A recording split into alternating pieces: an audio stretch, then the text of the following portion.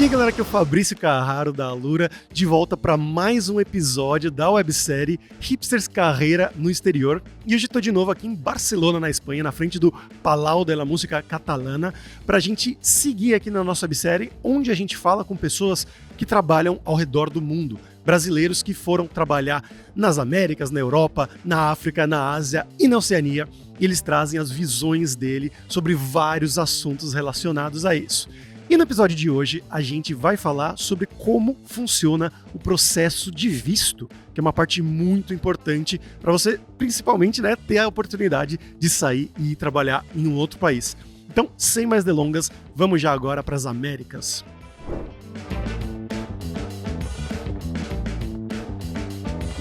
Processo de visto, né? Como foi o processo de visto?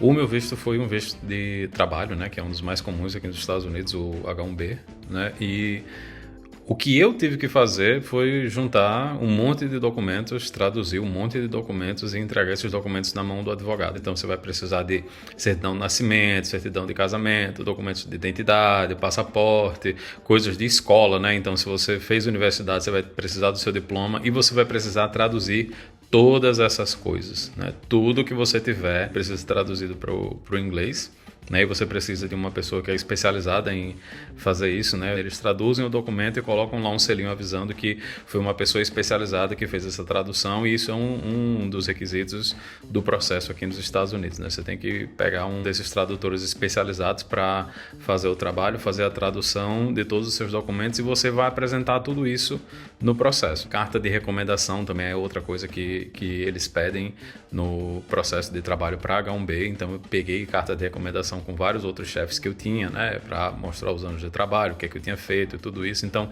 é assim que o processo anda, né? Então você vai juntar todos esses documentos, vai colocar esses documentos na mão do advogado, né, e depois que foi para a mão do advogado, ele vai fazer a submissão e você vai esperar para ver o resultado. Nesse caso, né, o processo de visto aqui nos Estados Unidos ele é até um pouco tranquilo, né? Acho que a única coisa assim que é diferente é que é uma coisa que acontece uma vez por ano, né? Então você faz até, eu acho que é o fim de maio que você pode aplicar para os processos, e você recebe os avisos durante o resultado, né? Durante o resto do ano. Você pode aplicar para o Premium Processing, que é para sair mais rápido o resultado, né? Então sai com algumas semanas o resultado. Se você não aplicar para Premium Processing, demora um pouco mais, né? Aí vai depender da quantidade de processo que ele tem, do lugar para onde seu processo foi, para saber em quanto tempo vai fazer. Então o ideal mesmo é sempre fazer com Premium Processing para saber se você vai conseguir passar ou não. E no caso do H-1B, tem outro diferencial que tem um limite, né, de vistos por ano, e se mais pessoas, né, aplicarem do que tem o limite daquele ano em específico, acontece uma loteria. Então eles selecionam pessoas aleatoriamente e processam essas pessoas aleatoriamente, né? Então não tem, se você aplicou para o processo, né, e nesse ano teve muito mais gente aplicando para o processo do que o limite, talvez o seu processo não seja nem olhado, né, se você não passar na loteria. Então tem esse detalhe aí especial do H-1B. Tem outros vistos, né? Acho que o visto L e o visto O, que eles não passam por essa questão da loteria, mas como eu não fiz, né, não sei bem como é que acontece com eles aí. Como foi o processo de imigração para o Canadá? O meu aconteceu há muito tempo atrás, foi lá em 2012, era por papel. Eu vim a trabalho, eu entrevistei do Brasil, fiz um Skype na época e consegui uma oferta de emprego. O processo do governo demorou 6 meses, até que eu tinha tudo autorização para me mudar. Eu fiz exame de médico, para exame de tuberculose no Brasil, fiz altas coisas e consegui pousar aqui. Chegando aqui, meu visto de trabalho era fechado.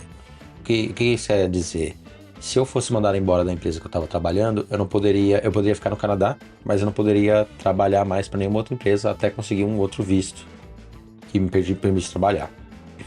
A minha esposa veio com um visto aberto, né? Então ela podia trabalhar para qualquer empresa, mesmo eu estando de visto fechado. Eu conheço muitas outras pessoas aqui, passar dos anos, que vieram por outros meios. O Canadá é um país que abraça a imigração e tem um sistema de imigratório muito forte. Teve gente que veio para estudar e depois de formado você ganha um visto de trabalho de 2 anos e daí você estende o visto e daí você fica. Teve gente que veio por transferência de multinacional Você trabalha para uma empresa internacional no Brasil, dá um tempo suficiente, você transfere. Teve gente também que veio para se mudar, né? Tem programas de imigração, por exemplo, o Federal Skilled Worker, que dado que você tem ponto suficiente, o Canadá te convida e você vem e muda mesmo sem emprego, você vai procurar um emprego aqui depois de chegar. Como eu falei, hoje em dia o sistema é todo digitalizado, você pode começar a sua aplicação no site oficial do Canadá e você pode ver quantos pontos você teria e dando mais informação, preenchendo seu perfil para ganhar mais pontos. Por exemplo, teste de inglês te dá ponto, teste de francês te dá ponto, diploma na faculdade te dá ponto. Se você vai vir com seu parceiro tem pontos. E se você tiver ponto suficiente, eles te chamam para aplicar. E assim, o processo não é rápido. Então, mesmo você sendo convidado, assim, vai demorar uns meses, às vezes até um ano. Mas é um país bem moderno na questão do visto.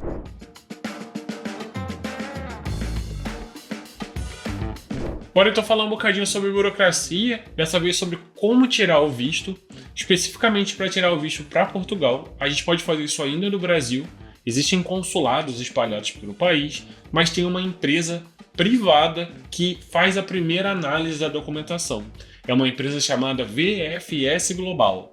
Existem algumas espalhadas pelo Brasil, Rio de Janeiro, São Paulo, Minas, Distrito Federal e um na Bahia. Então, dependendo de onde você mora, tem uma mais próxima aí da sua região. E basicamente, você vai juntar todos os documentos necessários e mandar para esse lugar para começar a fazer esse processo. E aí tem um detalhe: existem vários tipos de visto diferentes. Existem alguns que são mais comumente utilizados para a nossa área e eu vou passar por 3 deles. O primeiro que eu vou trazer aqui é o visto D2, que quer dizer que você é um empresário, então seria o equivalente a você garantir para o consulado que você vai abrir uma empresa, que você vai ter uma faturação e você vai movimentar dinheiro como se fosse algo parecido com uma pessoa jurídica no Brasil.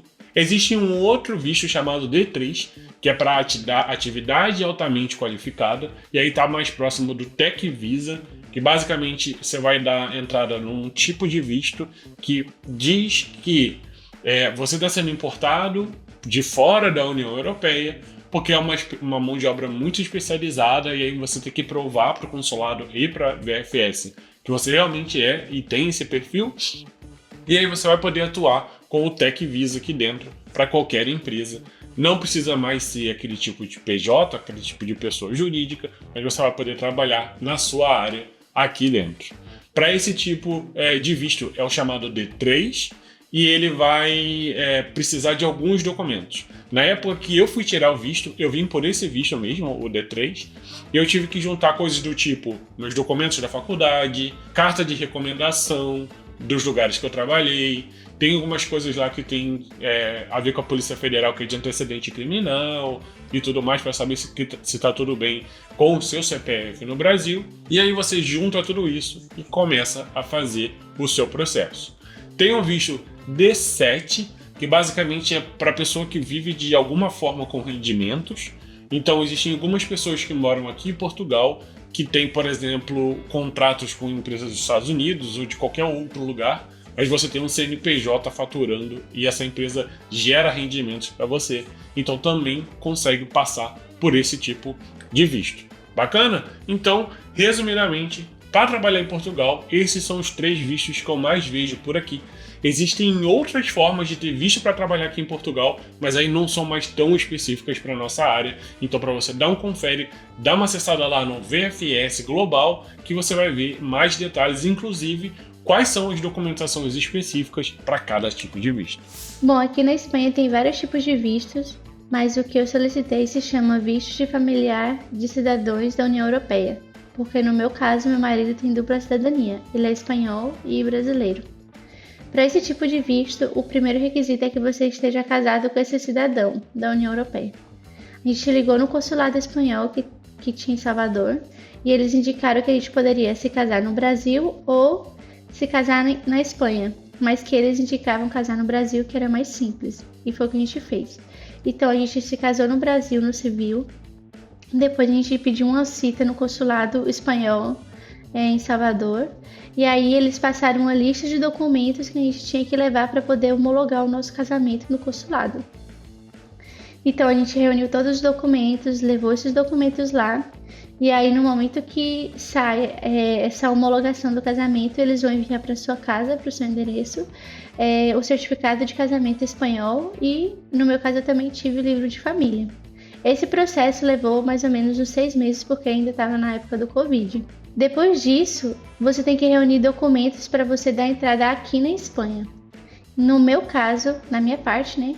Eu tive que trazer um certificado literal de nascimento, um certificado de solteria, declaração de éditos, meu passaporte em vigor, certificado de antecedentes penais, e também eles pediam que eu tivesse um plano de saúde durante 1 ano pago e que não tivesse copagos. Além disso também, como eu ficaria aqui de certa forma dependente do meu marido, porque a opção seria ou ele ter um trabalho aqui ou ele mostrar que ele tem meios econômicos de me manter e manter a ele durante esse 1 ano, que é esse 1 ano de solicitação do visto. Então, eles pedem para que o cidadão europeu tenha em conta de 10 a 12 mil euros. Então, a gente também teve que juntar esse dinheiro para ele poder mostrar aqui que ele tinha meios econômicos suficientes para me manter. Também, da parte dele, ele teve que trazer o certificado literal de nascimento em espanhol, o DNI dele em vigor, fé de vida, certificado de solteria. E aí, para finalizar, a gente tinha que ter um empadronamento em conjunto. Então, o empadronamento nada mais é do que você chega aqui, aluga um apartamento, você vai receber o seu contrato de aluguel, você vai levar esse contrato com o seu documento. No meu caso foi o passaporte, no dele foi o DNI. A gente levou como se fosse na prefeitura aqui e eles vão dizer que naquele endereço nós dois vivemos juntos. Tem que ser em nome dos dois juntos para você dar entrada nesse visto. Então, reunidos todos os documentos, a gente tem que marcar a cita na estrangeiria para poder levar esses documentos. Meu marido precisou ir no banco para ter um certificado de meios econômicos, então a gerente do banco vai imprimir lá para dizer quanto ele tem na conta e ela vai assinar para eu poder levar. E eu levei todos esses documentos. Basicamente, se você leva todos os documentos que solicitam, se você tem tudo certinho, você não vai ter nenhum problema, que foi o meu caso. O meu visto demorou 4 meses para sair a aprovação. Depois que sair a aprovação, eu tenho que marcar uma cita na polícia para colher minhas digitais e depois chegar o meu cartãozinho do NIE em casa. Então o NIE é como se fosse um CPF do estrangeiro e o DNI é o CPF do cidadão europeu. Basicamente foi isso. E mais um benefício desse tipo de visto é que depois de 1 ano vivendo aqui legalmente, eu consigo dar entrada na cidadania espanhola. Então, no meu caso, como eu já tenho mais de 1 ano aqui, eu já dei entrada na minha cidadania espanhola e agora estou aguardando o resultado. Bom, como funciona o visto de trabalho aqui em Londres, aqui no Reino Unido? Bom, eu entrei antes do Brexit, então eu usei a minha cidadania europeia para aplicar para um visto de trabalho que a gente chama, na verdade não é um visto de trabalho, é um visto de morador mesmo, chama pré-settle, depois ele vira settle, então eu tenho o direito de morar, trabalhar durante 5 anos, depois eu posso aplicar para residência permanente, mas isso foi antes do Brexit. Depois do Brexit, que foi a saída do Reino Unido na União Europeia, nenhum europeu, nenhuma outra nacionalidade pode entrar para fazer esse visto. O que eles fizeram? Se você entrar no Gov.uk, colocar Work Visa, você vai encontrar todas as informações que você precisa. Eles têm um esquema de pontos, eles chamam de Skilled Work Visa, se eu não me engano. Se você dar uma olhada lá, você vai conseguir ver todos os requisitos. É bem simples. Como eu posso aplicar, o que eu preciso para aplicar, como funciona o processo, a aplicação, etc. É bem simples. O site do governo é muito simples para você entender isso. Basicamente, resumindo para vocês, para aplicar para um visto de trabalho, você precisa ter alguns pontos. Então, vou dar um exemplo supérfluo para vocês entenderem, beleza? Imagine que você precisa de 100 pontos para você aplicar para o visto de trabalho. Aí você vai, sei lá, eu tenho uma oferta de trabalho, 50 pontos. Eu tenho universidade, eu sou graduado, eu tenho 20 pontos. Tenho inglês, mais 20 pontos. Tenho XPTO, mais 10 pontos, mais 10 pontos. Então você vai somar aquilo que você tem e você vai fazer a aplicação. Então se você atingir o corte mínimo mínimo ali, né, dos pontos necessários, você vai estar apto para conseguir o visto de trabalho, beleza? Lembrando que todas essas informações você consegue acessar lá no Gov UK Work Visa, você vai conseguir encontrar todas as informações. Literalmente, de verdade, eu prometo para vocês, é bem simples. Olhando lá, é passo a passo, tópico por tópico, é bem simples, não é complexo, fechou? Diferente de outros países, aqui na Alemanha, primeiro você precisa ter uma oferta de trabalho, ou seja, um contrato, para poder aplicar para o visto de trabalho. Então você precisa realmente passar por todo o processo seletivo e receber uma oferta da empresa e a partir daí você vai poder aplicar para um visto. No visto você tem duas opções. A primeira é o Blue Card. Com o Blue Card você precisa ter uma formação na área de TI, ou seja, você pode até ter se graduado em outras áreas, mas para ter o Blue Card você precisa ter uma formação na área em específico. Mas se você tiver uma graduação, uma formação em uma área que não seja dentro da área de computação, de tecnologia de informação, mas você tem anos de experiência e pode comprovar esses anos de experiência, seja através da carteira de trabalho ou de cartas do seu antigo gestor ou gestora, você pode aplicar para o visto de profissionais qualificados. Mas você precisa comprovar anos de experiência para poder aplicar para esse tipo de visto. Esses são os dois tipos de visto que existem para profissionais de TI. Além disso, os profissionais que vêm com suas famílias para cá, as pessoas que acompanham, elas podem aplicar para o visto de reunião familiar. E nesse visto de reunião familiar, a pessoa que vem acompanhando pode fazer absolutamente qualquer coisa. É um visto que é até melhor do que o próprio visto dos profissionais. Essa pessoa pode estudar, pode trabalhar, pode abrir uma empresa, pode fazer absolutamente qualquer coisa. No site makeitingermany.com existem mais informações sobre isso. O Brasil está na lista de países que estão sendo encorajados a vir para a Alemanha, principalmente profissionais da área de TI, da área de medicina. Então dá uma olhadinha lá. Bom, aqui na Suécia o visto ele é dividido meio que em 3 etapas, né? 4, na verdade. Quando você vai pedir um visto, se for um visto de trabalho, né? Assim como qualquer país aqui da Europa, você só consegue ficar 90 dias sem visto. Então você pode entrar, ficar 90 dias no país sem nenhum visto. Se passar de 90 dias, você precisa de um visto. Qualquer pessoa, mesmo se for turista, precisa de um visto para que você fique mais de 90 dias aqui no país. Se for um visto de trabalho, geralmente o que acontece é que a empresa que está te contratando vai iniciar esse processo, né? E aí ele vai dar entrada no primeiro visto. Esse primeiro visto tem uma validade de 2 anos, e é o que a gente chama de visto vinculatório, né? Ele é vinculado tanto na empresa que você trabalha, quanto também no cargo que você está trabalhando. Por exemplo, comigo, eu vim aqui trabalhando na Klarna, né? Como engenheiro de software sênior. Então, no meu visto estava lá, engenheiro de software sênior na Klarna. Eu não posso trocar de emprego, né? Trocar de empresa nesses primeiros 2 anos, e também não posso trocar de posição nesses primeiros 2 anos, né? E aí, depois que passa esses 2 anos, a empresa vai lá e aplica novamente para uma extensão do visto, né? Que você tá aplicando. E aí, esse segundo visto, né? Depois de 2 anos, é o visto que você só tem a restrição de posição. Então, você pode trabalhar em qualquer empresa, desde que você tenha a mesma posição que você tinha na empresa anterior. Então, por exemplo, você está trabalhando numa empresa X como engenheiro de software e você vai para a empresa Y como engenheiro de software, não tem problema, você pode deixar o visto do jeito que está. Se você aplicar e ir para uma outra posição, por exemplo, muita gente é promovida para gerente, tech lead, essas posições já são consideradas engineering manager, né? Então é outro tipo de posição, aí você tem que reaplicar para o visto. Depois desses 4 anos, você pode aplicar para uma extensão, que é o visto permanente, né? A residência permanente, ela não tem período de validade, mas ela vale enquanto você está vivendo dentro da Suécia. Então, se você sair do país por muito tempo, ela pode ser revogada, né? E aí, depois de 1 ano que você tem essa residência permanente, você pode aplicar para a cidadania, né? E aí, a cidadania é um outro processo, que aí você tem que, de fato, provar que você vai viver aqui, não sei o que e tal. E aí você tem um passaportezinho sueco mesmo. Pode ser que você às vezes precise fazer uma prova de sueco, uma prova de linguagem, de cultura, mas isso ainda não está definido, né? Pode ser que seja possível que precise fazer isso nos próximos anos. Mas é assim que funciona aqui na Suécia.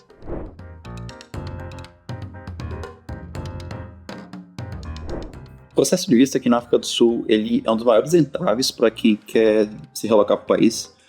O governo vem aumentando ainda mais as restrições e também aumentando os requisitos para aprovar estrangeiros vir morar no país. Eu acho que estrangeiros investindo não é tão complicado, mas se você está vindo tentar um visto de trabalho, que normalmente é aquele visto de critical skills, tem sido bastante complicado para conseguir a aprovação.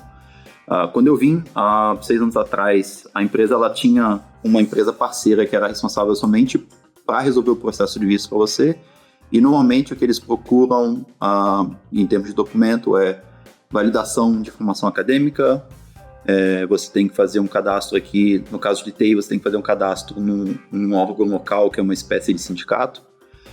Eles buscam alguns antecedentes criminais, etc.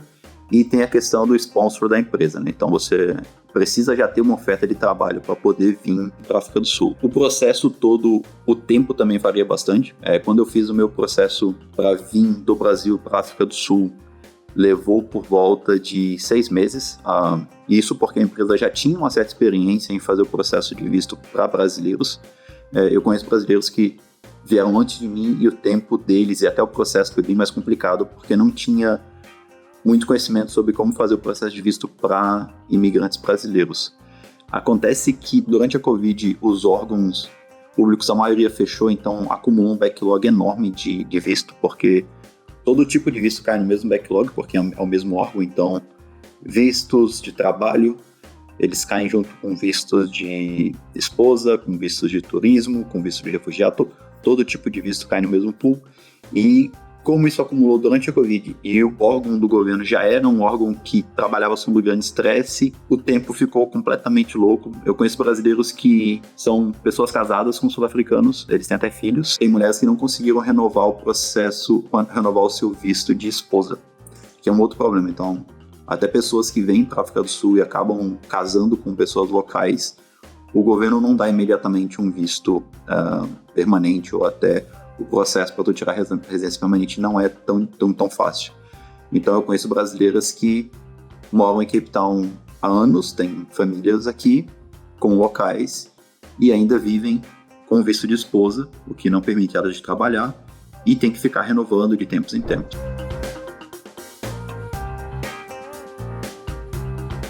Aqui no Japão, até certo tempo atrás, haviam 3 tipos de visto: o de turismo, o de descendência e o de trabalho. Mas em setembro de 2023, o visto de turismo foi anulado.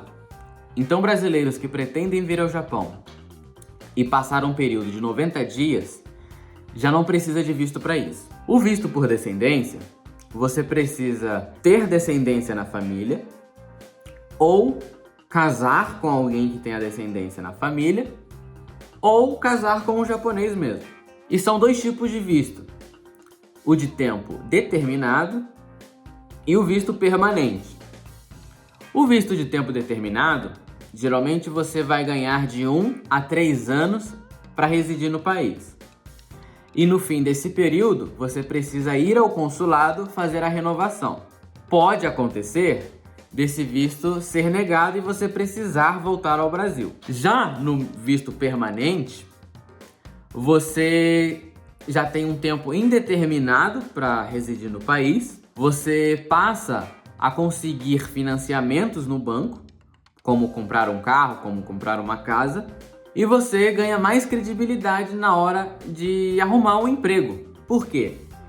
Porque o contratante não vai mais precisar se preocupar em relação de visto com você, porque ele sabe que você tem um tempo indeterminado para viver no país, então não vai acontecer de ele contratar e você daqui a 2, 3 anos precisar ir embora porque o visto não foi renovado.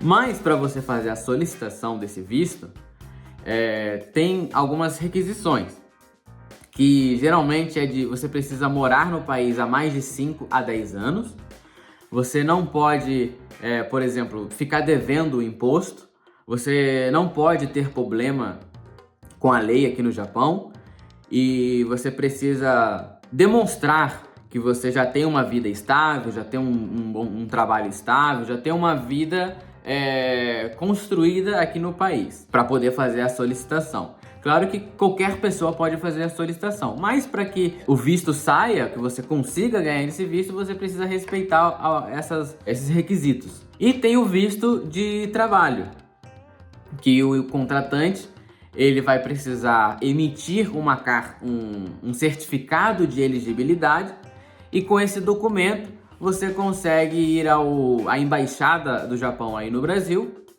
e fazer a solicitação do visto de trabalho. No visto de trabalho, você vai poder vir ao Japão trabalhar, mas somente durante esse período de contrato. Então, se a empresa que te trouxe para o Japão romper o contrato com você, provavelmente você vai perder esse visto e vai precisar ir embora. E você não vai também conseguir fazer outros tipos de trabalho, você só vai poder trabalhar para eles. Então, você vai estar vivendo no país somente em função da empresa. Acho que não consegue fazer financiamento, não consegue nada dessas coisas. A política de imigração chinesa ela é bem restrita a respeito de quem e quantos estrangeiros podem entrar na China. Só para exemplificar isso, para nós que somos brasileiros, a entrada na China sempre requer obter um visto.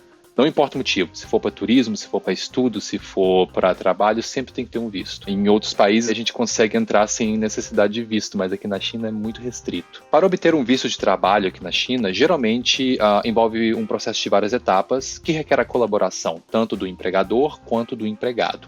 E é um processo que pode variar um pouco a respeito da sua nacionalidade e também para qual região que você está vindo aqui na China, tá? A primeira etapa é a etapa da obtenção da notificação de trabalho, também conhecida como permissão de trabalho. O empregador, a pessoa que quer te contratar aqui na China, tem que solicitar, junto ao governo chinês, uma permissão para o estrangeiro trabalhar aqui na China. Isso envolve apresentar documentos tanto da empresa quanto do empregado. Aqui na China, eles têm um sistema de pontuação de profissionais que ranqueiam em 3 níveis, A, B ou C. A seriam pessoas que são talentos de alta qualidade, pessoas de negócio, pesquisadores de linha. B são profissionais qualificados que atendem às demandas do mercado do governo chinês. Geralmente desenvolvedores, como nós, entramos nessa categoria B, que é o meu caso. Tá? E C seriam outros profissionais, como áreas não estratégicas, trabalhadores sazonais. Para níveis A e B, é relativamente fácil obter um visto. Quem trabalha em outras áreas é um pouco mais limitado a quantidade de vistos que são alocados a essas áreas, né? Então, para quem está assistindo esse vídeo que não é desenvolvedor, se você trabalha em outras áreas que podem ser consideradas não estratégicas, então pode ser um pouco mais difícil para você obter um visto, na verdade, obter essa permissão de trabalho. Mas, enfim, o que é necessário para obter essa permissão de trabalho? O candidato precisa oferecer alguns documentos: diploma, certificação da sua experiência de trabalho, uma cópia do seu passaporte e também uma verificação dos seus antecedentes criminais. Com tudo isso, o empregador vai lá junto ao governo e pede a permissão de trabalho. O governo, quando ele dá essa permissão, envia essa permissão para você aí no Brasil, né? Com essa permissão, você pode ir junto ao consulado e aplicar por um visto. Esse ainda não é o visto de trabalho em si, é um visto de entrada na China, conhecido também como visto Z, né? Que é o visto que ele é unicamente usado para você poder entrar na China. Tá? A aplicação deve ser feita junto ao consulado ou à embaixada, tá? E você tem que levar os documentos como passaporte, você tem que preencher um formulário, foto recente, essa notificação de trabalho você tem que levar junto e o consulado pode pedir alguns documentos a mais. Então você obteve esse visto Z, você pode vir para a China. Ok, então você chegou na China, você já está com visto, pode ser usado? Não, você ainda tem que aplicar para uma permissão de residência na China. Tá? Então aqui tem um processo de também 3 etapas. É importante dizer que isso tem que ser feito em 30 dias, porque o visto Z ele só tem uma duração de 30 dias. Tá? Então essas 3 etapas são: a primeira é fazer o registro de residência. Aqui na China, todo estrangeiro que chega na China, você tem que fazer, junto à polícia, o seu registro de residência. Então você tem que ir na polícia e declarar seu endereço. Basicamente isso. Quem não faz dentro de 24 horas, geralmente tem a polícia batendo na sua porta e te enchendo o saco. É experiência própria. Eu já esqueci de fazer isso uma vez e a polícia veio à minha casa me perguntando por que eu esqueci. Além disso, tem um exame médico. Então você tem que fazer um exame para poder ver se você está bem de saúde para poder ficar aqui na China. Esse exame é simples, é só uma radiografia do tórax e exame de sangue. Basicamente isso. E por alguns países eles pedem para você fazer esse exame tanto no seu país de origem quanto aqui na China. Para mim sempre foi pedido para fazer aqui na China. Então, é a minha experiência. Então, com esse registro de entrada, com o exame médico e as documentações da empresa, você pode solicitar a permissão de residência. Então, dentro desses 30 dias, você tem que ir lá junto ao bureau aqui do governo e aplicar para a permissão de residência. Também requer essa notificação de trabalho, o passaporte, fotos, o exame médico e a declaração do endereço, tá? E assim sendo, eles vão te dar uma permissão de residência, que também é um visto, também colam no seu passaporte.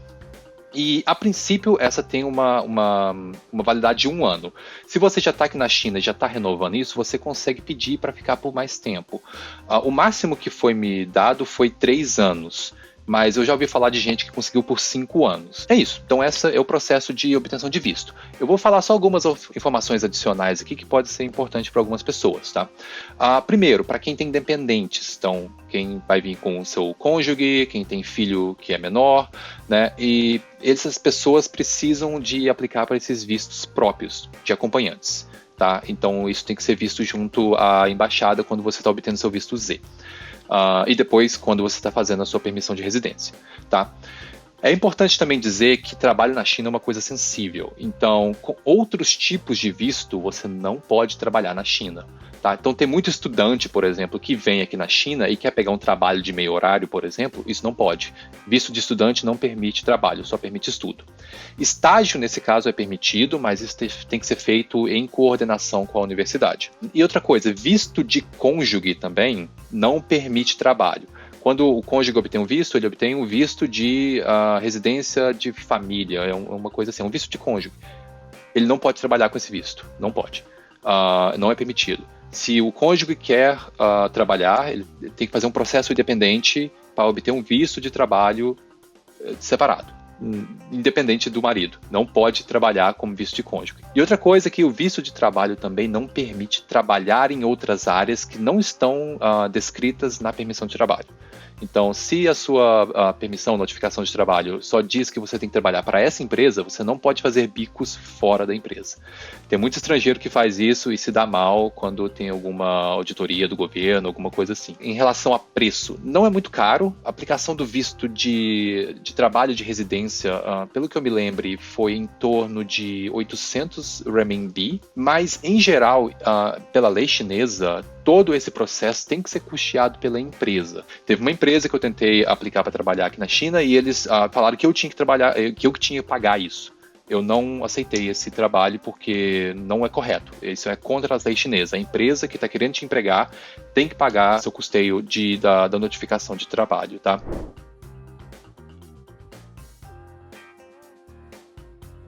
Quando eu estava para vir aqui para a Austrália em 2022, eu queria vir para estudar inglês, pois eu não tinha um inglês fluente. Então a primeira coisa que eu pesquisei foi uma agência para conseguir me ajudar em todo esse processo migratório, porque é um processo bem burocrático. Após conseguir uma agência, o primeiro passo que você tem que dar para ser o visto de estudante é escolher qual curso você vai fazer, qual instituição você vai estar prestando. Na época existiram várias instituições, desde as instituições mais premiums até as mais básicas, e isso varia muito do preço. Eu escolhi qual instituição eu queria fazer, bem no centro, porque eu queria próximo da minha casa. E com a instituição escolhida, você pode estar pagando a entrada do seu curso para gerar um documento que a gente chama de COI. Esse é o seu certificado de estudante, porque para você estar aplicando para o visto de estudante na Austrália, você precisa ter um certificado de estudante, um documento que prove que você vai começar um curso de um período X a um período Y. E com esse documento em mãos, você pode começar o seu processo de aplicação de visto na Austrália. Você entra no site da imigração da Austrália, cria uma conta na IME Account e começa a aplicação, que é um formulário que você tem que estar respondendo todas as suas informações pessoais, inserir seu passaporte, seu histórico escolar, seu histórico de moradia, se você já esteve na Austrália, seu histórico criminal, e é só questão de preencher aquele formulário. No meu caso, eu tinha uma agência que estava me agenciando para ir para a Austrália, então eu não precisei fazer toda essa parte do formulário, eles fizeram por mim. Após preencher todo o formulário, o próximo passo é escrever uma carta de intenção para a Austrália. A Austrália pede que você escreva uma carta descrevendo quem é você, quem é a sua família e o porquê que você escolheu ir para a Austrália, prestar esse curso, por que esse curso faz sentido para você. Para mim, essa carta assim, pareceu muito eu tentando convencer a Austrália de aprovar o meu visto. mas eles pedem isso e eu preenchi toda essa carta e enviei para eles. A partir do momento que eu comecei o processo, o governo australiano, ele obriga que todos os estudantes tenham seguro de saúde. Então eu tive que estar assinando um seguro de saúde internacional para estar colocando junto com todos os meus documentos no processo de aplicação do visto. Além de todos esses pontos, quando você aplica o visto, o governo da Austrália ele pode te requerer mais 2 coisas que são opcionais. Vai deles, eles podem decidir se eles vão querer ou não. Eles podem querer que você comprove que você tem renda suficiente para permanecer o período que você declarou na Austrália. A renda que eles calculam geralmente gira em torno de $1.750 por mês. Então digamos que você declarou que você vai prestar um curso de 6 meses na Austrália. Se eles te pedirem um documento de comprovação financeira, eles vão te pedir uma comprovação financeira que gira em torno de $1.750, multiplicado pelos 6 meses que você está declarando. No meu caso, eles não me pediram. Na época eu dei sorte, não precisei comprovar financeiramente.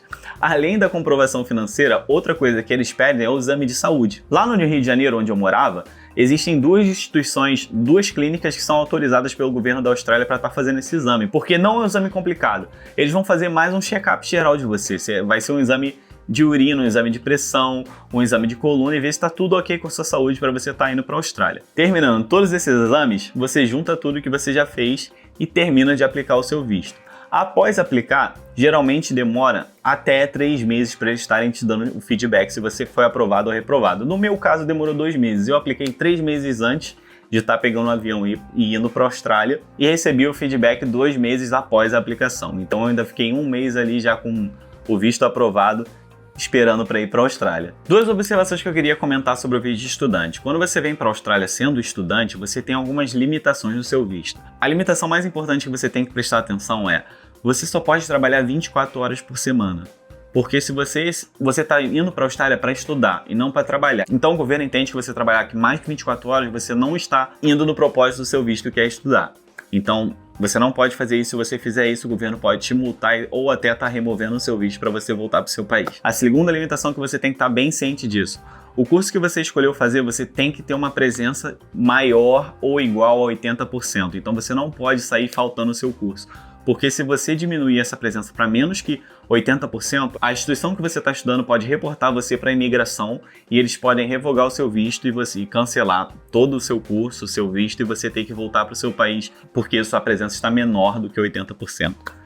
E esse foi o processo que eu tive de visto para estar vindo aqui para a Austrália como estudante. Hoje em dia eu já não estou mais no visto de estudante, eu já estou no visto de trabalho, que é um outro processo e é até um pouco mais simples. Esse visto de trabalho, normalmente, a gente chama de sponsor, que é um patrocínio que a empresa geralmente faz para estar trazendo algum imigrante de fora da Austrália para estar prestando aquele serviço ou executando aquela função porque ela não encontrou ninguém na Austrália. Para o visto de trabalho, o governo da Austrália pede que a empresa abra essa vaga e anuncie no mercado durante um mês inteiro. Se eles não encontrarem ninguém para essa vaga, aí eles têm a justificativa de trazer uma pessoa de fora para estar ocupando essa vaga. E o que você precisa fazer no processo para você estar apto a preencher essa vaga? Você precisa entregar seus documentos pessoais, seu histórico escolar, seu histórico de moradia, seu histórico criminal e também sua qualificação. A Austrália ela considera ou você ter um diploma, bacharel, uma qualificação, mais 2 anos de experiência, qualificado para engenharia de software, ou você ter 7 anos de experiência comprovada sem um diploma. Tendo todos esses documentos em mãos, a empresa pega esses documentos, aplica para o seu visto e em 2 semanas, de 2 a 6 semanas, você recebe o feedback do governo se você foi aprovado ou não. Mas geralmente, principalmente na nossa área de TI, você geralmente é aprovado, porque todo esse setor de TI já está há mais de 10 anos nas listas das vagas que a Austrália mais precisa. Então, quando geralmente você aplica para um sponsor, para trabalhar na área de engenheiro de software, programador, desenvolvedor, a chance de você ser aprovado é muito alta por causa disso. As limitações que você tem nesse visto. Quando você está com visto de trabalho, você tem a limitação de trabalhar só para a empresa que te deu o visto. Então, se você for demitido ou ficar desempregado, você tem de 1 a 2 meses para estar achando outra empresa para ela pegar a nomeação do seu visto e trocar para ela, para você ter novamente um visto vigente vinculado a uma empresa. Se você não conseguir, você tem que voltar para o seu país. Tirando essa restrição, como você está num visto de trabalho, você não tem limitação de horas, você não tem limitação de entrar e sair no país. Basicamente essa é a limitação do visto de trabalho. Você só poder trabalhar para a empresa que te deu o sponsor. E bom, pessoal, por hoje é isso. Espero que vocês tenham gostado de mais esse episódio. Se você gostou, já deixa aquele like, se inscreve aqui no canal, que isso sempre ajuda muito, também pra gente continuar. E deixa nos comentários que temas mais você quer que a gente aborde aqui nessa nossa websérie Hipsters Carreira no Exterior. E eu não posso deixar de falar também que eu sou o host do podcast Dev Sem Fronteiras, que cada semana entrevista outros brasileiros que moram fora do país, só que aí cada episódio é sobre um país diferente, só com uma pessoa. Então vai lá, segue a gente no feed. Também, a gente tem um novo Instagram do hipsters.tech, @hipsters.tech, que ali vai ter um monte de notícias, de reels, coisas interessantes para você que gosta de tecnologia.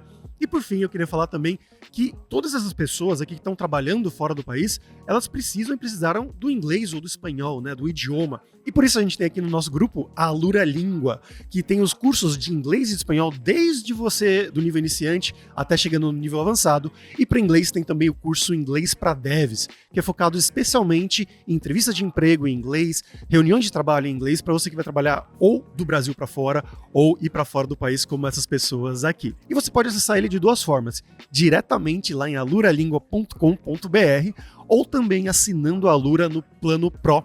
Você vai ter acesso, além da Luri, que é a inteligência artificial da Alura para te ajudar nos nossos cursos, você também vai ter acesso gratuito à Alura Língua. Isso vai te ajudar muito. Então por hoje é isso, pessoal. A gente se vê semana que vem em mais um episódio aqui da nossa websérie Hipsters Carreira no Exterior. Até mais. Tchau, tchau.